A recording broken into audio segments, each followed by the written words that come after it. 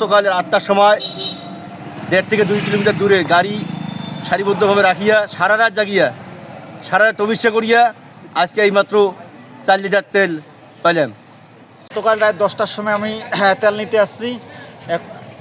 আমার সামনে 200 পর্যন্ত গাড়ি ছিল আর পিছনে 250-300 গাড়ি আছে। এখন 11টা বাজে, এখনও 100 গাড়ি সিরিয়াল আছে আমাদের সামনে।